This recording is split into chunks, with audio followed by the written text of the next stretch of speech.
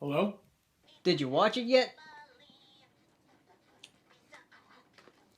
Yes, Paleo. I finally watched Over the Garden Wall. I even made a video about it. Good. Now watch Bojack Horseman.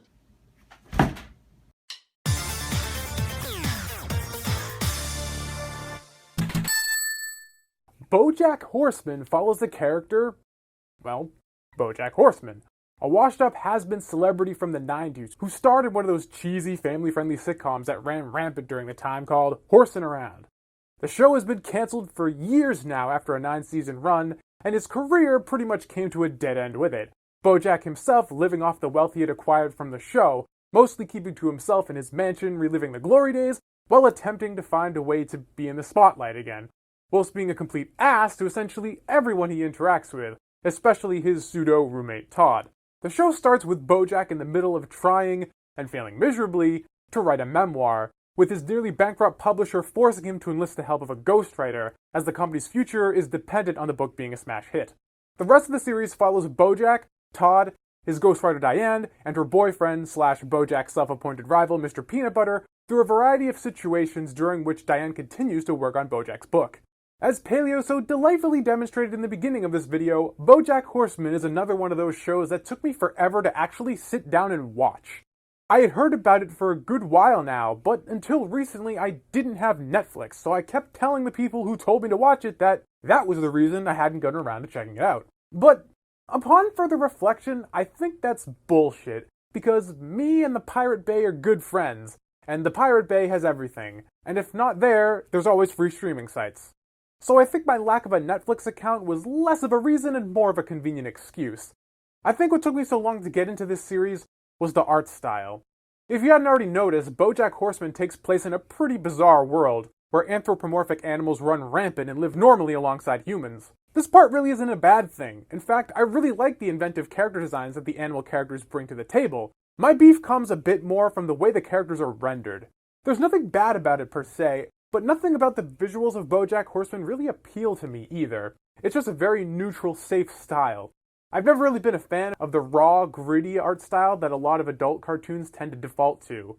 The fact that all the backgrounds use the same flat coloring style as the characters do also turned me off a bit. For some reason, I just prefer the contrast of painted backgrounds and line art characters in my cartoons. This is a completely personal complaint though, and an illogical one at that, so take that for what it's worth.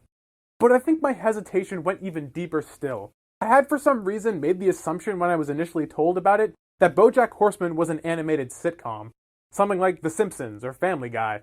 And to be honest, I'm burned out on sitcoms, on top of never really being a huge fan of them in the first place. Combine that with a serviceable yet unappealing art style, and my reasons for hesitating suddenly became clear. But now that I have a Netflix account, I have run out of excuses to put off checking the series out. So, last weekend, that's exactly what I did.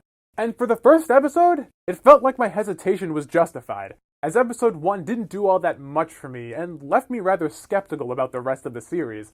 The first episode felt a bit like a better written version of Family Guy, with too many cutaway jokes with seemingly little substance. However, after the first few episodes, Bojack picked up a ton of speed, quickly taking advantage of its characters and settings to make a flurry of well-timed jokes that also often provide scathing commentary of the industry Bojack is involved with.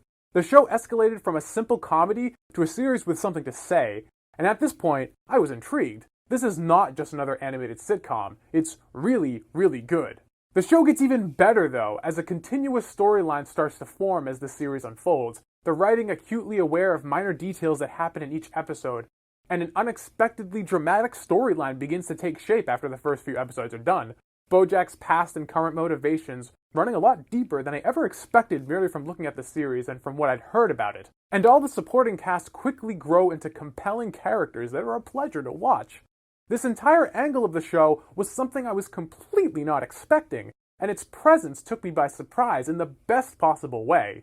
Not that I'm saying the series is like Game of Thrones levels of complex, but Bojack Horseman could have easily been another cynical episodic comedy that had the advantage of great jokes, and no one would have cried foul, but the creators of the show put a lot more thought and effort into it than that.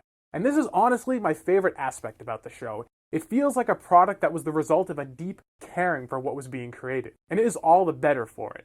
At its heart though, Bojack is a comedy show, and in that regard, it does quite well. Jokes come at a perfectly balanced pace, not too slow that you start feeling starved for laughs, but not too fast that you're overwhelmed and the punchlines begin to lose their impact. There is a great balance of comedy to storytelling, and the two continuously overlap and are often used to propel the story forward, with a gracious helping of non sequiturs to keep everything feeling fresh. Overall, I'm kind of upset it took me this long to check out this show, as I'm a huge fan of what it brings to the table.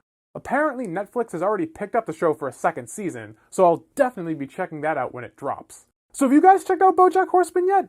If so, what has been your favorite visual reference in the show? The show is laden with them. I think my favorite so far was either the statue of Paul Revere on the shoulders of a horse person like Bojack instead of an actual horse, or during the 90s flashback, there's a store with a sign that says Magic with a K, the assembling, a clear reference to Magic the Gathering. Let me know what your favorite gags are in the comments below. And speaking of favorites, if this was one of your favorite videos of mine, consider perhaps throwing me $1 in my shiny new YouTube tip jar. I'd really appreciate it. And speaking of tips, here's a list of all the fantastic people who are generously donating to this channel over on my Patreon account. This episode wouldn't have happened without them. If you'd like to make a difference and have your name on this shiny list, check out my Patreon account via the annotation or the link in the description. Every little bit helps me and means the world. Anyways, that's all I got. Till next time, I'm Tommy Oliver. I'll catch you all in the next video. Later.